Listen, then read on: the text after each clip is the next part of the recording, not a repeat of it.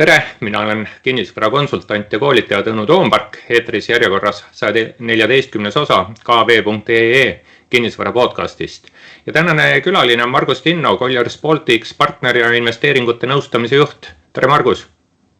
Tere hommikust! Rõõm sind jälle näha meie virtuaalstuudios, aga ennem kui lähme siin teemade juurde, paari sõnaga, ole hea, räägi, kes sa oled, mis sa oma igapäevases elus kinnisvara valdkonnas teed? Jaa, tänud taaskord võimaluse eest. Tegutsen siis ettevõttes Colliers, põhiliselt oma töökohta mul siin Eestis. Tegutsen siin oma valdkonna teemadega, mis on siis peamiselt investeeringute nõustamine, konsultatsioon ja natuke ka sellist turuanalüüsi ja selle poole peale toetan. Aga laiemas mõttes oleme tegevad nagu terve Baltikumi üleselt oma sellise grupi kontekstis siin lähikonnas. Ja olen olnud kinnisvara sektoris nüüd juba, kusjuures järgmine aasta saab vist 30 aastat. Päris palju. Ja Colliers siis sellest juba, las ma mõtlen.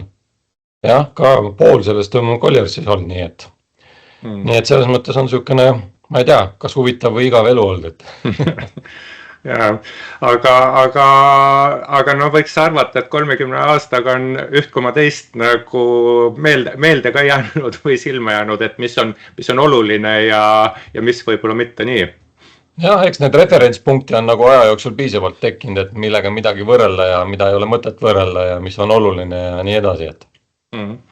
Aga lähme siin tänase teema juurde. Tänane idee oli rääkida natuke fokusseeritult büroopindadest, et me oleme sinuga rääkinud siin varasemalt sellisest suuremast just ärikinnisvara või investeeringute vaatepildist.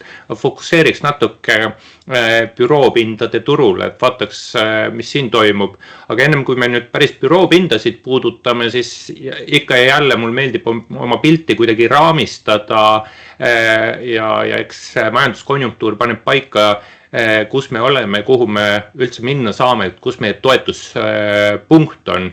Kuidas sina vaatad just sellist majanduspilti, pidades ikkagi silmas taustaks, et me räägime büroopindadest ja ärikinnisvarast?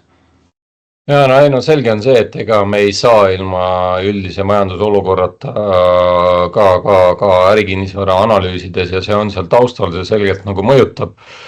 Et vahel ta mõjutab rohkem, vahel vähem, otsesemalt, aga täna on ilmselgelt suures pildis mõjutamas see kogu kinnisvara valdkonda, kaasa arvatud ärikinnisvara valdkonda. Ja täna me oleme olukorras, kus seis võiks olla parem.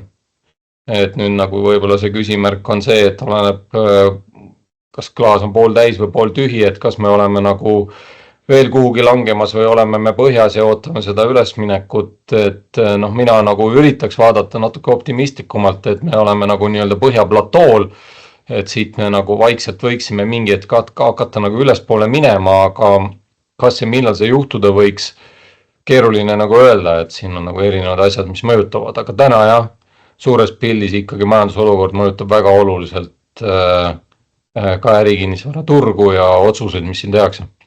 Ma saan aru, et sa ütled, et hullemaks enam ei lähe, et ma ei tea, kas me salvestame täna 10. juuni hommikul oma saadet ja ma ei tea, kas sa oled jõudnud vaadata, et täna tuli ka Eesti Panga majandusprognoos ja kui mõelda, et meil on siin näiteks kommertspangad tegid majandusprognoose just jaanuaris, ma tean küll, et nad tegid märtsis ka, siis jaanuarikuistel majandusprognoosidel minu meelest oli see hea külg, et nad negatiivsemaks ei läinud.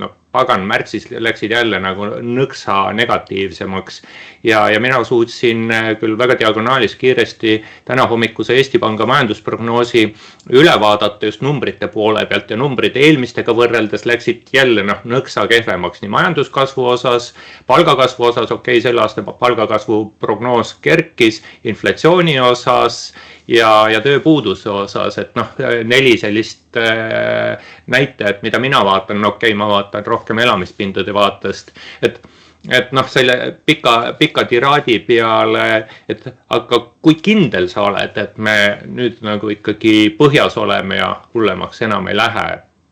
no ütleme nii, et see on jälle sõltub sellest nagu nii-öelda vaatenurgast või siis ütleme, kui sügavale sa fokusseerinud oled oma vaatega, et noh, mina vaatan nagu sükast, üritan vaadata suuremat pilti, et alati me võime minna niimoodi detailides nokkida seal mudas on ju põhjas on ju, et kas me võime veel sügavamale näpu vajutada või mitte on ju, et aga noh, suures pildis ma arvan, et noh, ütleme nii, et kui sa vaatad teatud näitajaid, siis me oleme ikkagi noh, jupp aega kuskil miinuses nii-öelda istunud ja noh, meil ei ole sealt niisugust sügavamat miinusesse edasi minekut, et see on niisugune siksakitamine seal.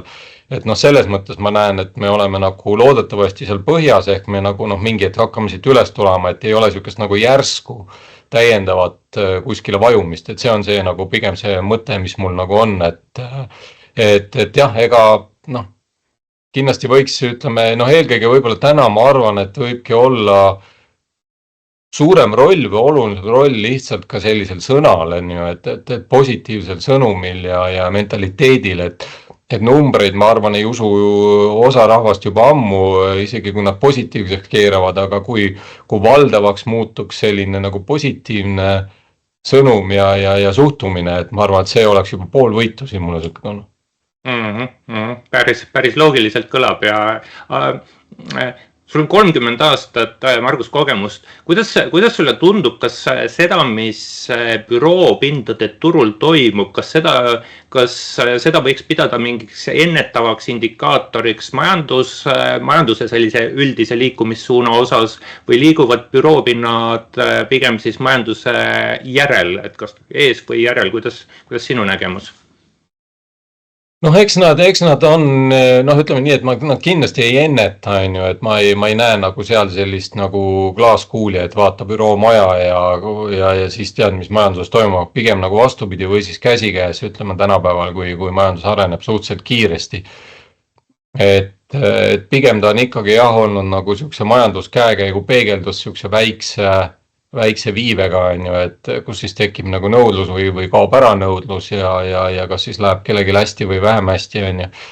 Et selles mõttes jah, et ega nad käivad nagu ikkagi ühte sammu ja noh, ma ütlen, võib-olla kui võrrelda jah elukondlikuga, me oleme seda varem ka rääkinud, et ma arvan, et täna ikkagi ka on ärikinnisvara nagu pragmaatilisem, et siin nagu noh, kui midagi on, siis need muutused nagu on siuksed konkreetsemad, ütleme niimoodi, et ei ole sellist emotsiooni väga palju sees. Liigume siit siis nii-öelda sisulise osa juurde ja võib-olla alustuseks ma küsiks seda, et noh, kui äripindade turust me räägime, siis hästi palju on seal just üüriturgu, et noh, selgelt eks üüritehingute arv ületab kõik ostumüügitehingud, aga ostumüügitehingud selle eest võivad olla päris suured ja mitte väheolulised. Aga bürood, kas büroosid oma tarbeks ostetakse ka? Kuidas selline oma tarbeks ostmise lood büroopindade turul on? No ütleme nii, et ei saa öelda, et seda nagu ei eksisteeri üldse, on isegi teatud arendusprojekte siin aja jooksul olnud, mida on nagu spetsiifiliselt sellisena nagu tehtud, kus ongi mõeldud, et pakutakse võimalus siis huvilistele osta. Aga noh, ütleme nii, et nii nagu tavaliselt elu asjad paika paneb, et kui millegi järgi on nagu metsik nõudlus, siis tekib ka pakkumine, aga noh, me oleme näinud, et see pakkumine on pigem selline üksik olnud. Ehk siis me võiks öelda, et ega seda nõudlust nagu nii tugevat järelikult ei ole, et täpselt teatud ajahetkes, kui need projekte tuuakse, on siis kuhjunud mingi nõudlus ja leitakse võib-olla need huvilised, aga noh, ma saan aru, et täna siin mõni projekt, mis selle mõttega on tehtud, ei ole ka ennast lõpuni välja müünud, nii et eks ta on selline kahe otsaga asi, et sobib võib-olla rohkem sellistele ettevõtetele, kellel on nagu üüberstabiilne tegevusvaldkond ja on võimalik sellist pikka vaadet ja sa võid nagu rahulikult teha selle tõsiselt pika investeeringu muretsemata väga sellepärast, et kas tänases ajahetkes on sul mõistlikum müürida või osta, kui sa võrdled siin, ma ei tea, laenumakset või üürimakset, et selles mõttes ta on meil olemas olnud, aga ta ei ole kindlasti valdav, eriti niisuguses volatiivses olukorras, mis meil siin viimastel aastatel või isegi pikemalt on olnud, noh, ütleme majandustsükli lühemaks läinud on ju ajas ka, et selline paindlikkus on kindlasti üüripinna kontekstis suurem, kui sul on nagu omades. Siit ongi võib-olla väga hea edasi liikuda, et paindlikkus on suurem, eks seepärast büroopindu üüritakse ja kui büroopindade turg käib, siis majandusega käsikäes või võib-olla isegi sammukese majanduse järel, siis kas täna büroopindasid otsitakse ka, kas nõudlust üldse on, mis ettevõtted vaatavad selle pilguga ringi, et võtaks bürooüürile? Noh, kui nõudluse poole pealt vaadata, siis selge on see, et täna on tegemist üürnikuturuga. Mis tähendab seda, et kui sa ütled, et on üürnike turg, siis järelikult nõudlus on madalam, et üürnikul on rohkem nii-öelda sõnaõigust ja valikut, mida teha, mida vaadata, mida otsustada. Et selles mõttes see peegeldab jälle nagu väga otseselt meie üldist majandusolukorda, kus siis ettevõtted pigem nagu suunavad oma mõttetegevuse suuna sellise efektiivsuse poole ja paraku ka ütleme, nagu me näeme siin väga erinevad valdkonnad, ettevõtted tõmbavad koomale, koondavad või downsize ivad muud moodi oma tegevust, nii et see on see, mis nagu mõjutab ka seda nõudlust, ütleme nii. Ja võib-olla üks kõige olulisem täna nagu märksõna on ikkagi see, et isegi see nõudlus, mis meil on, see on, kuidas nüüd öelda, selline, ühesõnaga meil ei ole täna seda uut nõudlust, see on see kõige suurem probleem, meil ei ole võib-olla isegi küsimus selles, kas see nõudlus on või ei ole, vaid just selle uue nõudluse, mille all me siis mõistame seda, et on mingid uued ettevõtted või ettevõtted kasvavad või tulevad siia, et tegelikult see, mis täna toimub, suuresti on nii-öelda siuke ühendatud anumate seaduse nagu põhine nagu loogika, et liigutakse, ettevõtted liiguvad ühest kohast teise. Ehk siis iga liikumisega tegelikult kaasneb nagu selge vakantsus. Mis ettevõtted on, kes täna liiguvad, kas me suudame ettevõtete osas, kas nende suuruste või tegevusalade või mingi muu kriteeriumi järgi tõmmata mingeid ühiseid jooni, et sellised ettevõtted täna pigem otsivad uut pinda? Ma ütleks niimoodi, et täna nagu sellist, ei saa välja tuua mingit sükest väga selget juhtivat sektorit, et siin on nagu erinevaid mõjureid, et on nagu need ettevõtted, kellele, ütleme, üürilepingud hakkavad lõppema, meil on nagu, meie turul on selles mõttes suhteliselt lihtne ka nagu taustalt mõelda ja jälgida, nagu teha loogilisi järeldusi, et kui sa mõtled, mis ajal mingid hooned ehitatud on, tavaliselt, ütleme, mingi keskmise pikkusega lepingud, see on mingid perioodilised perioodid, kus keegi hakkab nagu vaatama, mis nagu edasi saab, kas ma jään, kas ma liigun ja siis tekib sükest tõmbetuult nagu turul ja mida suurem on see objekt olnud, seda suurem tõenäosus on, et sealt nagu rohkem neid huvilisi ringi liigub. Ja turu arenduse mõttes on ka nagu mingit pidi selline perioodiline ikkagi, et mingitel perioodidel korraks tehakse rohkem, siis jälle natuke vähem, nii et sealt tekivad mingid lained ka. Aga ühte asja võib öelda, et see, mis, mõtleme, see aasta me oleme näinud, kuigi see on jälle selline, ma ütlen, ühendatud anumate seadus, et seal ei ole seda uut täiendavat nõudlust on, et meil on nagu see ITC sektor natuke see aasta nagu tagasi tuld, mis paar aastat ikkagi tõmbas nagu väga tugevalt koomale. Ja nemad on natuke tuld ja ütleme, eks meil on tavaliselt siin suuri pindasid, nagu kuulda on ka avalikud uudiste raames on, ütleme siin finantssektori ettevõtted, liiguvad ka sellised suuremad nõustajad, ütleme siin audiitorid, advokaadid, nemad on niisugused stabiilsema äri nagu ettevõtted, kes nagu teevad selliseid otsuseid täna.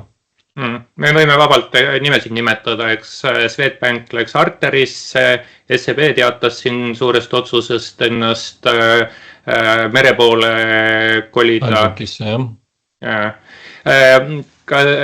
Et kui nüüd siis mõelda, et okei, et üürileping saab ettevõttel läbi, ta läks uude majja, mis sai siis mingi 5 aastat tagasi valmis, nüüd on üürileping saab 5 aastane läbi. Mis siis paneb ettevõtte liikuma, et miks ta olemasoleva üürileandjaga kokkuleppele ei saa, et üürilepingut pikendada?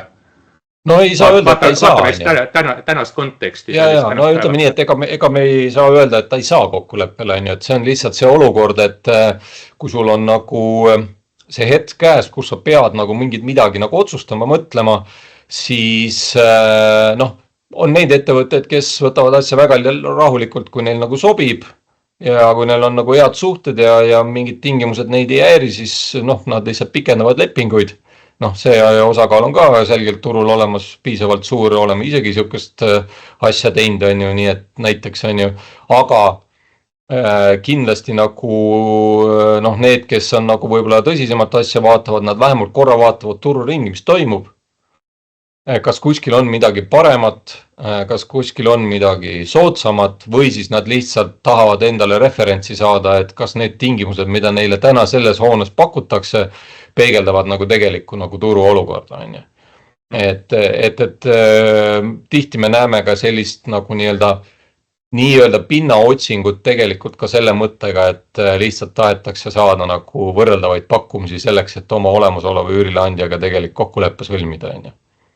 Mis muidugi võib ka juhtuda nii, et seda ei saavutata, siis minnakse nagu otsima, aga kui sul on ikkagi suhteliselt uus hoone ja seal ei ole mingi probleem ja su ettevõte ei ole kasvanud ja nii edasi, siis nagu kolimise tõenäosus on pigem väike, on ju, pigem kolitaksegi ikkagi kas siis selgelt väiksema pinna peale või siis vahel mõni tahab suurema pinna peale, aga see on tihtipeale pigem siis, kui mingeid üksusi kuskilt kokku tõstetakse näiteks, on ju. Või siis on jah see, et on ikka kvaliteedi nagu küsimus, kus oled nagu tõsisemalt vanemas hoones praegu ja kolid nagu päris uude hoonesse. Need on need triggerid, mis nagu reaalselt kolimist võivad nagu ette välja kutsuda nagu. Me rääkisime ettevõtetest, kui siit lülitada ümber teema peale, et mida otsitakse. Oskad sa siin mingeid selliseid ühiseid jooni tõmmata, et kui suuri pindu, millist asukohta otsitakse, kas asukoha eelistused on siin kuidagi aastate jooksul muutunud, et tahetaksegi mere poole minna ja et siin on räägitud, et selline CBD, Central Business District, nihkub mere poole, et kas on mingi kvaliteedi osas mingeid olulisi muutuseid, mida sina näed? No siin on jälle see, et me peame vaatama, et milline see ettevõte on, et meil on nagu, enamus ettevõtted Eestis on nagu väikeettevõtteid, nagu tugev enamus, ütleme nii. Nemad tihtipeale, nende mõjuriks peamiseks võib olla nagu hind, on ju. Täna mitmed kasutavad ka selliseid coworking nagu alasid üleüldse, on ju, et ei võtagi omale kuskil eraldi pinda. Seal ei ole tihtipeale küsimus isegi seda, et kas see asukoht, ütleme, peaks olema mingis äripiirkonnas, seal võib olla ka nii, et inimene valib omale väike ettevõtjana kodule kõige lähema näiteks, on ju, et ka selliseid variante on, on ju. Aga üldiselt eks kindlasti on ettevõtteid, kelle jaoks on oluline olla nagu sellises prestiižses asukohas, siis nemad vaatavad suure tõenäosusega, vaatavad nad südalinna piirkonda, kas nad siis liiguvad rohkem sinna sadama poole või on nad siin nii-öelda selles vanas CBD-s, et see juba sõltub siis nagu sellistest võimalustest ja eelistustest. Täna on ütleme see arendustegevus, see fookus on selgelt siia sadama piirkonda rohkem nagu koondunud, aga ma arvan, et me siin nii-öelda selles vanas CBD-s, kus meil on siis see kõrghoonete ala, et eks me seal näeme ka lähiaastatel ilmselt mingisuguseid arendustegevusi sellegi poolest. Makri kvartalis ja nüüd ka planeeringutega tõsiselt liigutakse edasi näiteks, on ju. Nii et sealt võib nagu veel tulla küll, et eks see kesklinn on omaette ja siis väljaspool kesklinna mul siuke tunne või ma ütleks, et täna nagu rohkem kiputakse väärtustama siukseid suuremaid või väiksemaid siukseid linnakuid, kus siis märksõnaks on võib-olla sellised nagu lisateenused ja lisavõimalused, et siuksed üksikud hooned kuskil võib-olla on, nendel peab olema siis nagu väga hea imidž ja hästi hoitud ja nii-öelda manageeritud hooned, et neil on selline maamärgiline staatus või midagi sellist, et nad on atraktiivsed. Et ütleme nii, et kasutaja jaoks on täna kindlasti küsimus valiku puhul milleski enamus kui ainult hinnas. et kõik nagu need pehmed väärtused ja sellised lisandtegurid kindlasti mõjutavad ka valikut väga oluliselt. Mainisid märksõna linnak, kus meil on, millised linnakud meil on, mulle tuleb esimesena Ülemiste pähe ja siis võib-olla Tehnopolis Mustamäel, mis linnakuid meil veel võib olla?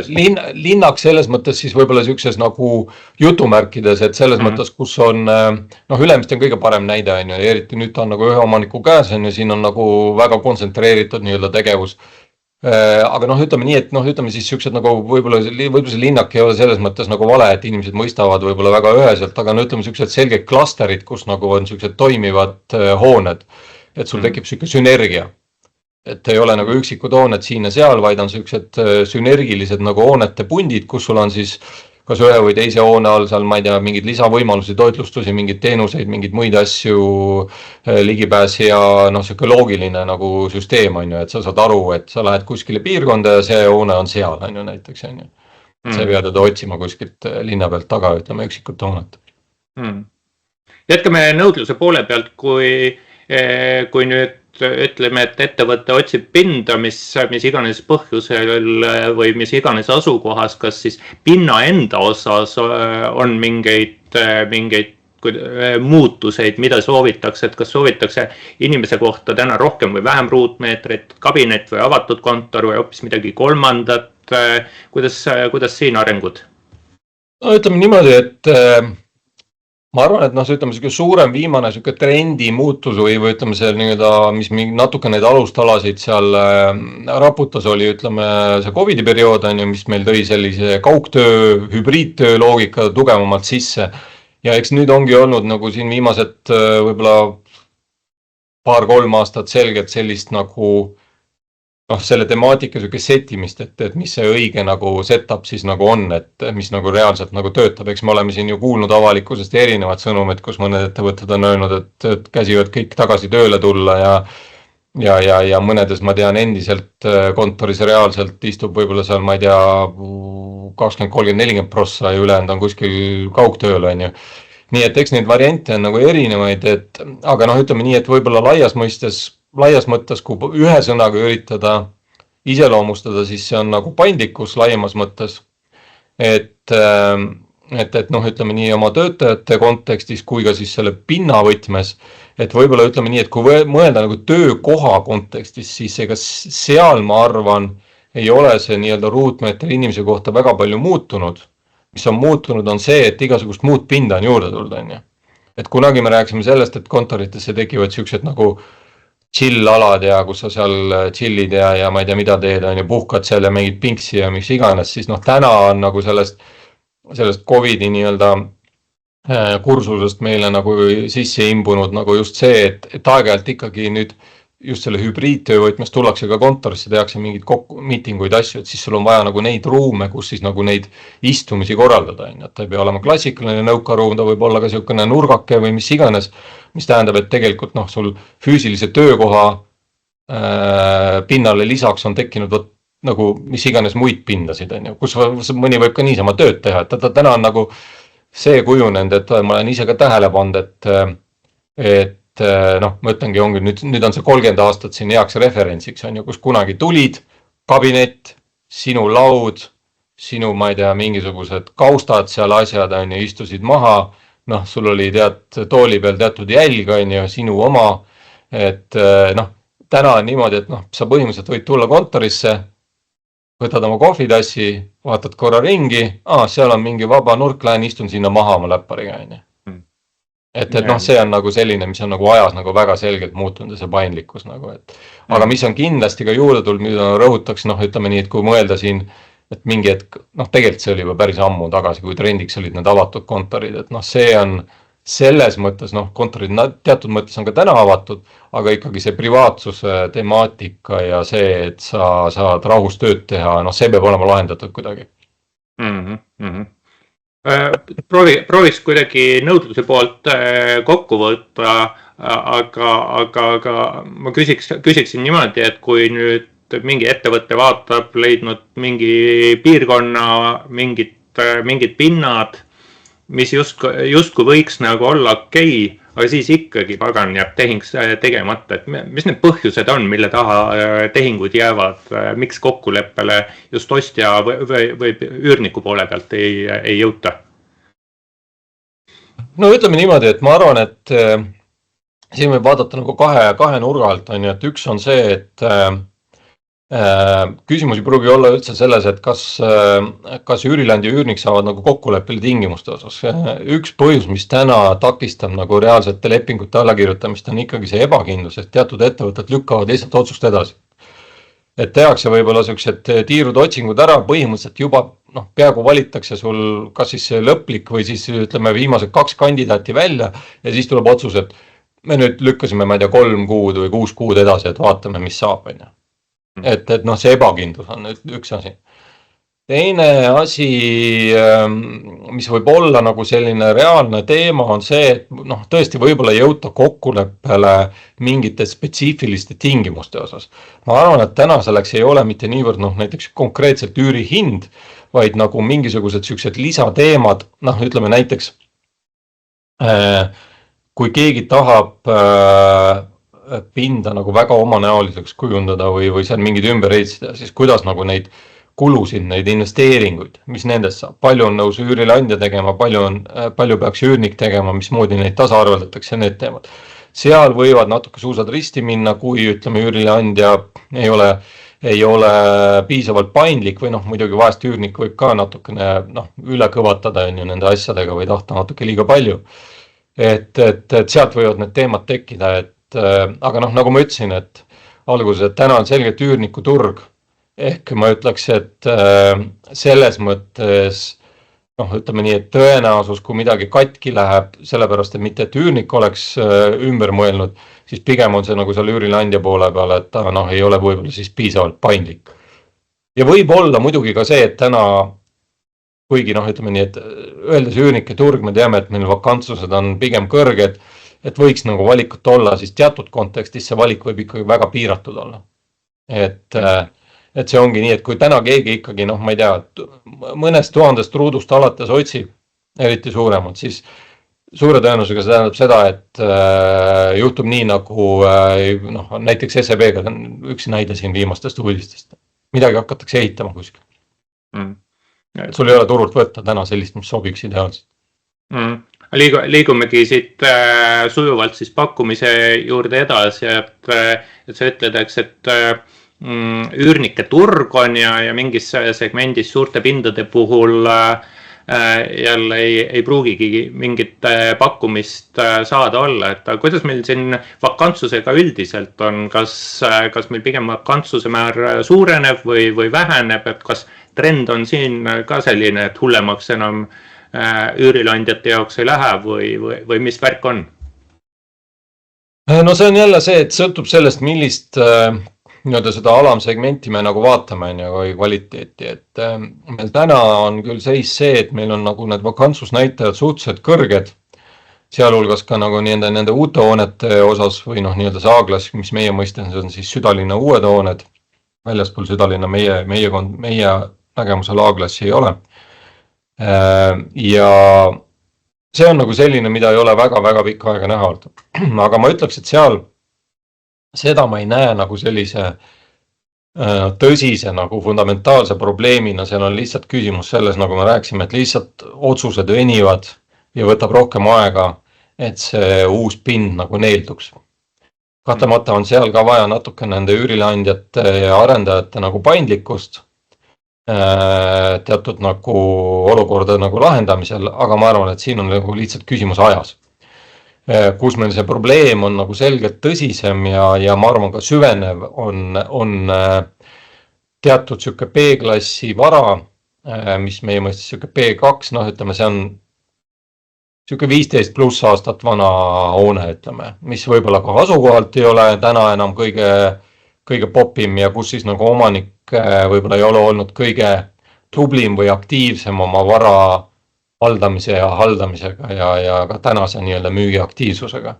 Ja seal paraku me näeme, et see oht, et see vakantsusnumber suureneb, on täiesti olemas veel. Kujutame ette nüüd, et ma olen üks B2 hoone omanik ja mõtleme, et peaks siis asja kätte võtma ja korda tegema, mis pindasid me sinna siis tegema peaks hoonesse, et noh, ütleme, et teen seal kuidagi ta tühjaks ja siis saan teha sinna paari tuhande ruuduseid pindasid või paarikümne ruuduseid pindasid, mille kasuks ma peaks otsustama. No see on raske küsimus täna ja ma arvan, et täna me oleme jõudnud nagu turul sinna olukorda, kus sellist nagu universaalset, noh, sihukest nagu aspiriini ei ole, on ju, et võtad ja teeb kõik korda, on ju, et MMS ikka. Ja, noh, seda võib ka proovida.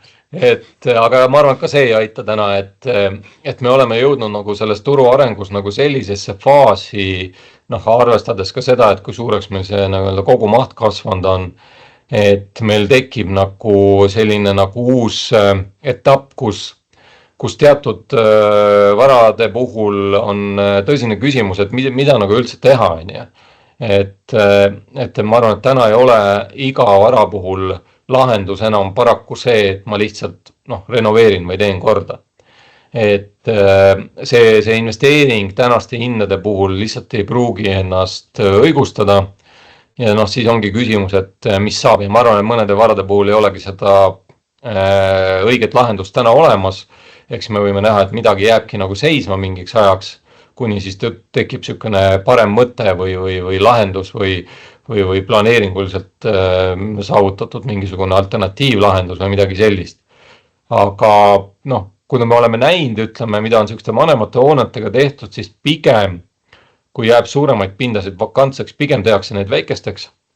Ehk siis nende väiksemaid üürnikke sinna, ütleme, pigem äärelinna, mõned isegi südalinna piirkonnas on niisugused objektid olnud. Üritatakse need väiksemaid üürnikke leida, sest suurem üürnik on üldiselt ikkagi suurem, tugevam ettevõte, tema tahab siis olla selles kõige paremas, kipub nii minema. Et on ka neid, kes vaatavad võib-olla neid vanemaid, aga pigem on need nagu harudlased võib-olla või erandid, ütleme, mitte nagu selline reegel. Sa ütled, et võib-olla sellist kiiret lahendust büroohoone ümberkujundamiseks ei pruugigi olla, kui realistlikuks sa pead, et teeme mingeid väikekortereid, selliseid majutuskortereid või üldse nagu nii-öelda täiesti tavapäraseid eluruume ehk muudame täiesti funktsiooni elamispindade suunas või miks mitte mingis, ma ei tea, mingis muus suunas. Et oli kunagi uhke büroo ja nüüd on keskpärane ladu näiteks ja mitte väga funktsionaalne ladu. Et ümberkujundamine märksõna. Ja ütleme nii, et tegelikult alternatiive on ju erinevaid, on ju, et kas olemasoleva hoone baasil midagi alternatiivset luua. Seal on teatavad sellised juriidilised nüansid, on ju, kas sul nagu planeeringuliselt lubatakse ja kõik sellised asjad, on ju. Aga ütleme siis ka see ümbritsev nagu keskkond või see asukoht, kus ta on, see midagi dikteerib, on ju. Aga me ei saa välistada ka seda, mida me tegelikult oleme ju turul ka näinud, on see, et võib-olla mõni hoone lihtsalt lammutataksegi maha ja sinna ehitatakse nullist midagi täiesti uut. Ütleme, me oleme näinud näiteks Valgel tänaval kunagi EMT peahoone oli, kui keegi mäletab, on ju, kes on näiteks 30 aastat turul olnud. Et kunagi oli ju seal praegu see Telia eelkäija suur ilus kena peakontor, on ju. Seda maja enam ei ole, see lammutati lõpuks maha ja ehitati sinna kortermaja valmis. Ja on ka muid näiteid, kus on midagi ümber kohandatud, näiteks ongi mikrokorteriteks või midagi sellist. Et ei saa välistada. Ja mujalt maailmast me leiame igasuguseid variante, et milleks midagi tehtud on. Et eks see on nagu selline, minu arvates mõnes mõttes ka selline loogiline eluring nagu asjadele, et see dogma on ju, et see ei saa olla selline dogma, et ehitasin büroohoone, siis ta peab olema büroohoone kuni aegade lõpuni, on ju, et või mis iganes muu hoone, on ju, et kui areneb piirkond, areneb turg, siis kõik võib muutuda. Küsimus on ajas, kas see tänane ajahetk on mõistlik või soodustab ja selles mõttes me oleme nagu halvas hetkes, et meil nagu suures pillis ikkagi see nõudlus on madal, hinnad on kõrged, et igasugune ümberkujundamine, investeerimine on tõesti sõna otseses mõttes 9 korda mõõda, 1 kord lõika.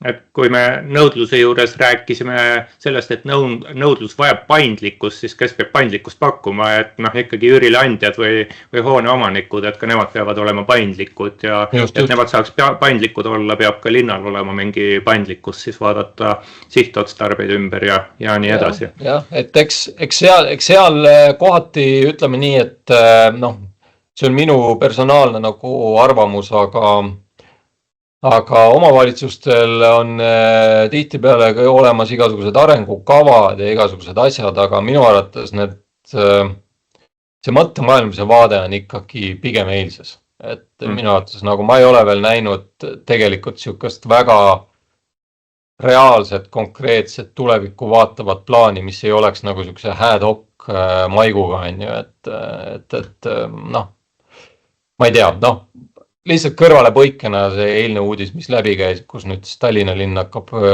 soodsad eluasemeid kuidagi võlluma kuskilt, huviga ootan. Palun ära vii teemad sinna, et ma olen väga põlema. Ei, see on lihtsalt näide sellest kontekstist, on ju, kuidas nagu selle teemaga tegeletakse, et pigem on see ikkagi nagu järelsõrkimine kui reaalsete nagu meetmete nagu väljamõtlemine. Ma praegu hoian ennast tugevalt tagasi, et siia teemasse mitte sukelduda.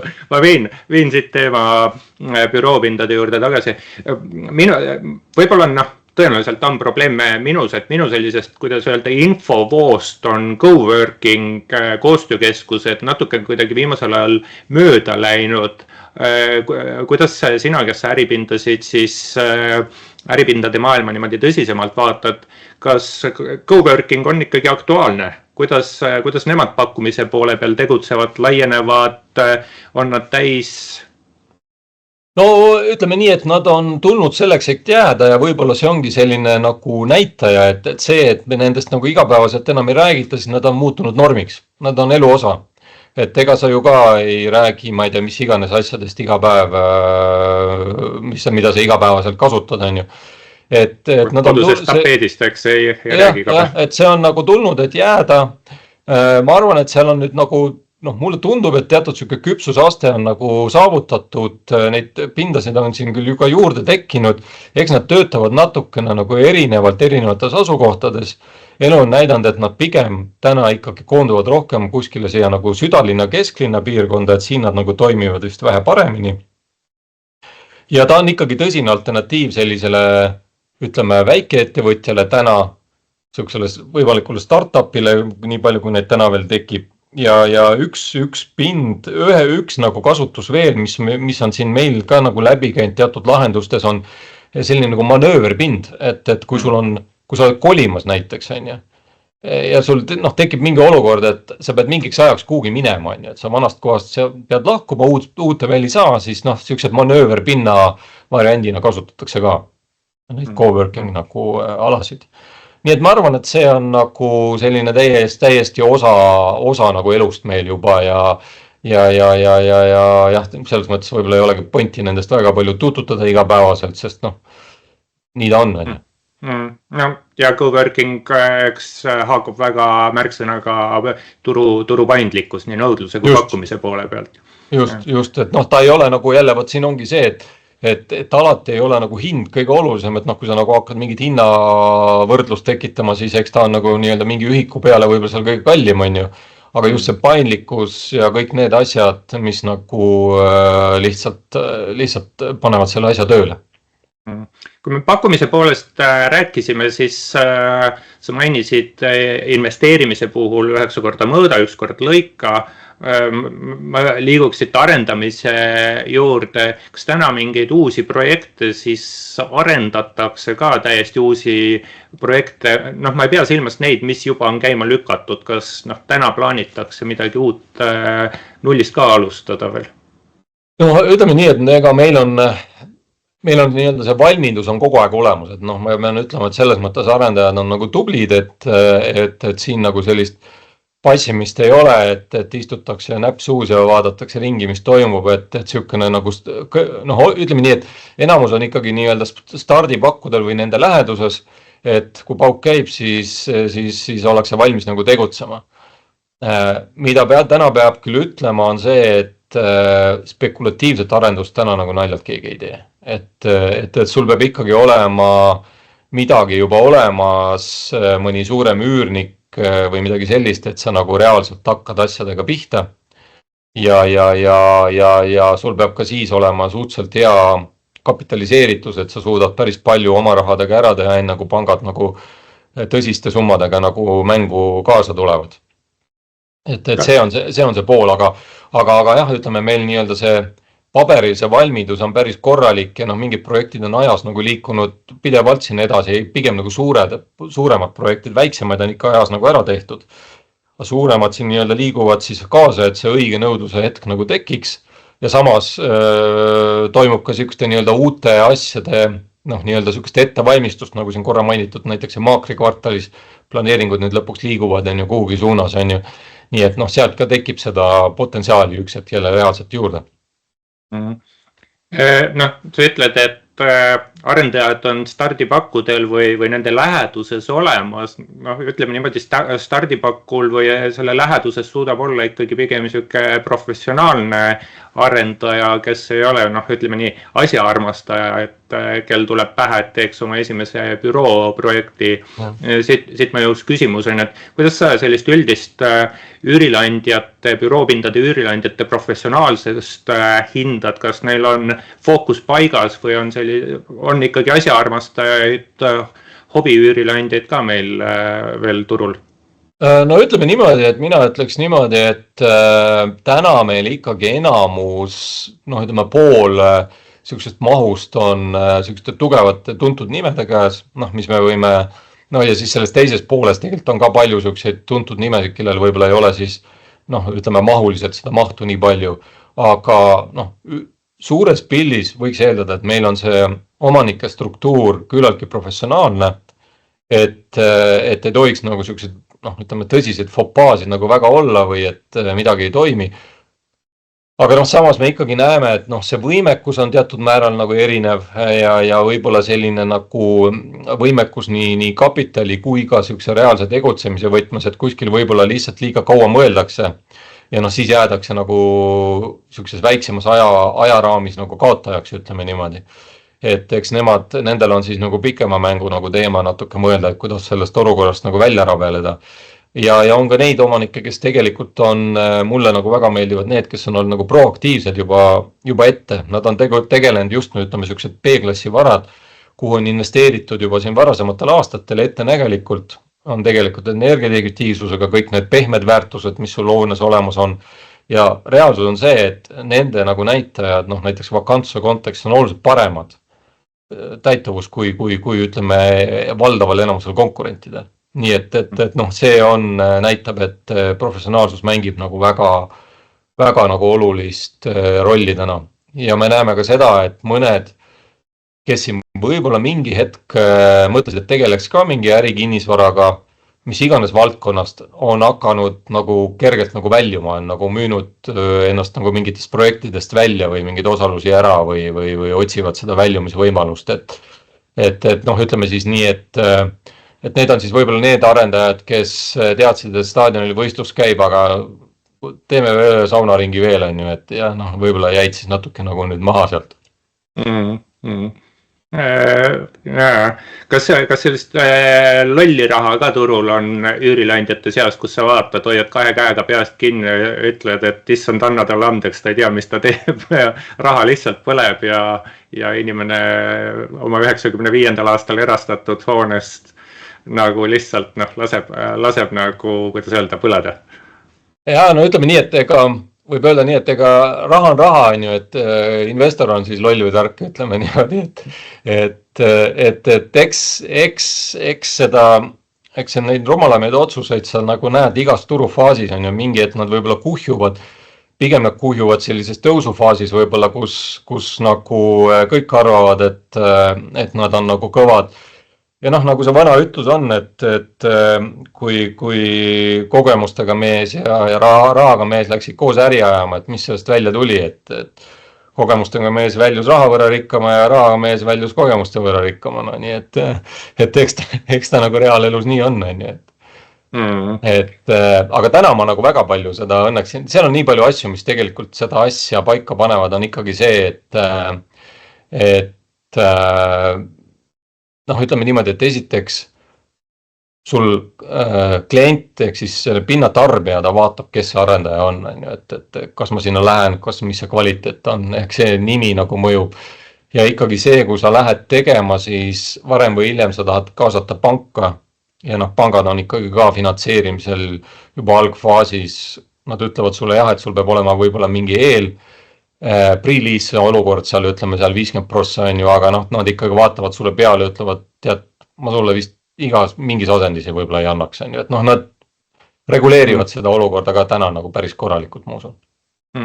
Et seda võib pigem väiksemate objektide puhul kuskil äkki tekkida, aga ma ei nagu sukst suuremahulist nii-öelda rumalust turul võib-olla täna väga ei ole.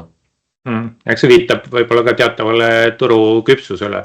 Ja liigume siit pisut edasi, et okei, et nüüd kujutame ette, et üürnik nõudluse poole pealt sai üürileandjaga kokku, siis kuidas üürilepingu pikkusega on üldse, millest räägitakse, et kas see on nüüd raudselt 5 aastat ja mitte päevagi vähem või kuidas siin muutused üldse on?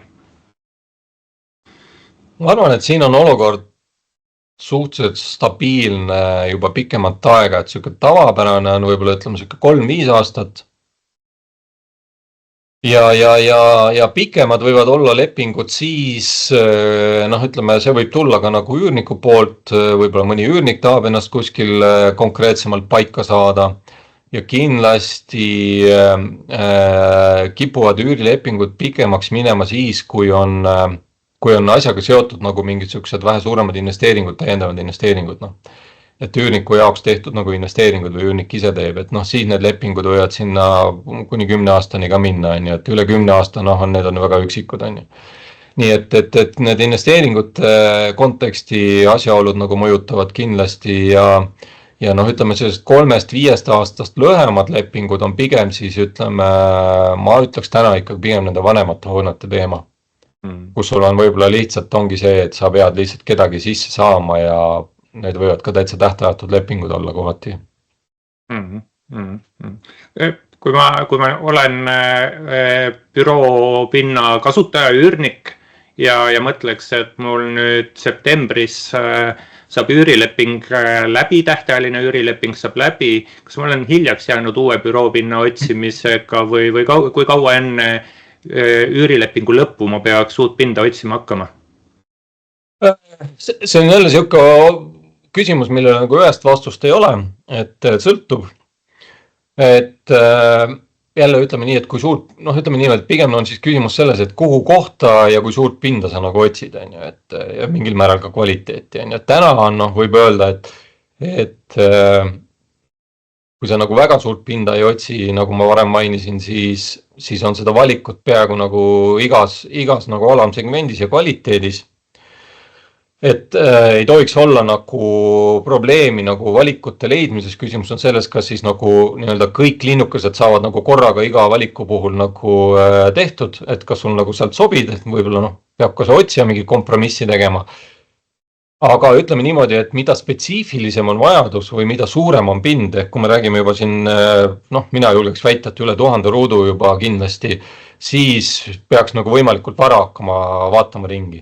Ja kui sa oled ikka 1000 ruutmeetrites, siis elu on näidanud, et väga paljudel juhtudel päädib see lõppude lõpuks ikkagi mingisuguse täiesti uue arendusega, mis tähendab seda, et olenevalt siis sellest arenduse mahust või nii-öelda sellisest stardipositsiooni valmidusest, noh, see on absoluutne miinimum 1,5 või 2 aastat, ütleme niimoodi. Et sa hakkama nagu ringi vaatama, ja mõned teevad seda ka oluliselt varem, et olla kindel, et mul on selleks hetkes, kui see olemasolev leping lõpeb, nagu see uus pin nagu olemas. Raha, räägime rahast ka. Üürihinnad, et kui tegemist on üürniku turuga, ehk siis vakantsust on ja pindu on, eks jälleks segmentides võib olla mingeid erisusi, mis üürihinnad teevad, ega nad ju ometi tõusta ei saa sellises olukorras. Jah, eks ta nii on, et kui on ikkagi üürnike turg, siis tähendab seda, et on ka hinnasurve peal ja eks me seda nagu näemegi, et noh, ütleme nii, et need hinnad on nagu korrigeerunud juba mõnda aega tagasi nagu suuremas mahus, et ma arvan, et siin täna sellised mingid jõulisi täiendavaid korrektsioone ilmselt selles mõttes nagu ma ei oota. Pigem on see küsimus selles, et millised on need konkreetsed tingimused, kuidas siis nagu üürileand ja üürnik kokku lepib. Pean silmas nagu seda, et kas tehakse näiteks mingiks perioodiks, näiteks alguses mingit soodustust, on ju. Et noh, me oleme siin ka näinud, et mõned pakuvad algatuseks näiteks mõned kuud on ju üürivabastust üldse või siis pakutakse mingeid astmelise üüri skeeme, kus siis mingi aja pärast sul üür tõuseb nagu natuke väiksema või suurema sammuga ja niimoodi. Et suures pildis ma arvan on nagu need suures pildi üüritasemed paigas. Kõige suurem nagu surve on endiselt, ma arvan, peal nagu igas mõttes seal, kus vakantsus kõige suurem on, ehk siis need kõige vanemad pinnad. Seal vahest on lihtsalt, kui keegi tuleb, ma ei tea, 5 minutit räägid, jõuad kokkuleppele, ega seal rohkem aega nagu kaubelda ei ole, on ju umbes stiilis, aga võib-olla kus nagu kõige olulisem muutus viimaste aastate jooksul, ma arvan, toimunud on ikkagi need täiesti uued pinnad, kus reaalsuses on toimunud nagu selge hinnakorrektsioon. Ma täna julgen väita, et uutele pindadele on võimalik ka alla 20 euri saada üürilepinguid peale. Kuigi ütleme, see selline avalik kuvand on pigem 20+ veel. Kindlasti saadakse ka seda, aga ütleme, on ka neid variante, et sa saad ka alla 20 euri kätte. Eriti kui sa oled suurema pinnavõtja. Ja kui ma oma üürilepingu sõlmin, siis tõenäoliselt iga-aastaselt tahab üürileandja ikkagi hinda indekseerida. Kuidas siin lood? Ja ma arvan, et siin on ka nagu ütleme suuresti nagu paika loksunud need põhimõtted, peamised põhimõtted ja meil nagu siin aeg-ajalt nagu siin paar aastat tagasi oli ka jälle selline intensiivkursuse aasta, kus siis nagu tuletati meelde mõnedele, kes võib-olla ei olnud seal oma THI põhisele indeksile seal võib-olla mingi katust peale pand, et mis juhtuda võib. Nii et täna on ikkagi see, et valdav ilmselt on siiski nagu tarbijane indeksi põhine, aga seal on mingisugune põrand ja lagi, ütleme, on paigas. Milline tavapärased põrandlagi võiks olla enam-vähem? No ütleme nii, et suures pildis laias laastus võib-olla seal ütleme 2-5% vahel on see kõigub, on ju, et üle 5 väga naljalt ei ole ja ütleme, see alumine üritatakse ka seal üürileandja poolt siis panna võib-olla sinna 2 kanti, ütleme nii. On ka niisugused fikseeritud indekseid, kus siis lepitakse mingi fikseeritud tase kokku, mingi konkreetne number, et sõltumata siis reaalsest inflatsioonist. Aga pigem ikkagi ta on nagu mingil määral selline poolujuv, ütleme niimoodi, aga ütleme, kui mõelda puht nagu finantsiliselt, siis üürileandjal on alati hea, kui ta saab võimalikult hästi prognoosida oma rahavoo nagu muutusi ja et see rahavoog nagu ajas nagu ka kasvaks, siis selle teatav selline varjukülg on see, et kui see rahavoog kasvab väga jõuliselt, siis ta kasvab ükselt nagu turust välja. See oht on selgelt olemas. Mis tähendab seda, et kui need üürilepingud lõpevad, mis valdavalt ei ole väga pikad, nagu me mainisime, siis tekivad nagu rahavoos sellised jõulised jõnksakud, on ju. Mis on ka nagu selline nii ja naa, on ju, ei pruugi kõige parem olla, et see on siis nagu üürileandja sellise strateegia või taktika küsimus, et kas ta tahab võimalikult stabiilset pikemas ajavaates omal rahavoogu tekitada või ta võtab maksimumi lühemas ajavõtmes. Nii et need on erinevad lähenemised ilmselt. Ja mul tuli praegu pähe, et Härmo Haljaste meil siin samas podcastis rääkis Tartu üürikorteritest, et sügisel, et üürileandjad tõstavad üürihinnad lakke ja siis 2 kuu pärast läheb üürnik minema, sest siis on turg muutunud ja siis ta leiab turult mingi soodsama pakkumise, et sama teemaga elamispindade sektoris. Et ütleme nii, et eks see on nagu täna, me siin korra nagu rääksime nagu laiemas mõttes nagu investeeringud, mida hoonetesse teha on vaja, siis ma arvan, et täna on üürileandjatel ka selgelt nagu jõudnud kohale see, et üürniku vahetudes ikkagi on vaja teha mingid investeeringud. Ja need ei ole täna nagu ka odavad ja nagu tõenäosus, et sa annad selle vakantseks jäänud pinna täpselt sellisena uuesti üürile, pigem on nagu väike, ehk siis iga üürileandja loogiline tänases turgu olukorras nagu see nägemus võiks olla see, et ma üritan hoida kõike võimalikult stabiilsena, on ju. Et see tähendab ka seda, et ma üritan seda üürnikku omal majas ikkagi hoida. Võib-olla ma teen talle üürisoodustuse, aga see tähendab seda, et ma ei pea ka võib-olla tegema investeeringut. Või ütleme vähemalt selles mahus, et täiesti uut üürnikku püüda, et võib-olla nipet-näpet ikka, aga sellegi poolest. Nii et ta on niisugune, jah, ütleme, see ongi niisugune oluliselt professionaalsem mäng täna, kui ta oli võib-olla varem. Kurb on tõdeda, et siin salvestuse nuppu käima pannes hakkab aeg oluliselt kiiremini liikuma, kui ma olen plaaninud ja peaks nüüd kuidagi otsad kokku tõmbama. Margus, ole hea, anna saate lõpuks turuosalistele mõni mõte, mis nad võiks kaasa võtta, kas räägitu põhjal või hoopis võib-olla midagi uut, nii pealiskaudselt või detailselt, kuidas sa soovid? No kuidas ma ütlen, nagu öeldud on üürnike turg, aga ma ütleks, et üürnikele ka, et olge nagu mõistlikud, et täna teil on tõesti võimalus saada tegelikult headel tingimustel omale üürileping, aga ärge nagu ülevõlli asju keerake ja mõelge selle peale, et üks hetk turg pöördub ja siis võib olla nagu nii-öelda see jõulisem osapool teisel pool lauda. Ehk siis mäng on pikaajaline mäng ka selles mõttes, et ka üürnik võiks mõelda nagu pikemalt ette, et mis nagu edasi saab, eriti kui on niisugune stabiilse äriga ettevõte. Mingil määral sama kehtib üürileandja peale, aga täna üürileandja peab olema tõesti paindlik ja olema valmis üürnikuga läbi rääkima ja kindlasti täna üürileandja, eriti vanemates hoonetes, peab mõtlema tõsiselt energiaefektiivsuse peale ja ka pehmete väärtuste peale. Et kui seda täna ei tee, siis ütleme isegi kui turg pöördub sinna teise poole lauda üks hetk, siis sul ikkagi võib olla selgelt laiemad kaardid käes kui sellel üürnikul. Väga head mõtted ja tõmbamegi nendega siin saatele joone alla. 114. osa kv.ee kinnisvara podcastist oli eetris. Colliers Baltics partner ja investeeringute nõustamise juht Margus Tinno aitas meil rääkida, mis büroopindade turul toimub. Mina olen kinnisvara konsultant ja koolitaja Tõnu Toomberg. Aga veel, et kui head kuulajad vaatajad, teil on mõni mõte, keda saatesse võiksime kutsuda kinnisvara teemadel rääkima või mõni teema, andke aga teada, andke oma mõtetest teada ka kliendi tugi, et kv.ee meiliaadressi kaudu või võite ka minu kontaktid üles leida, et need on leitavad. Ja ega midagi, kohtume siis järgmistes kv.ee kinnisvara podcastides ja kena suveaega kõikidele. Järgmise korrani. Nägemist, tänud kuulamast.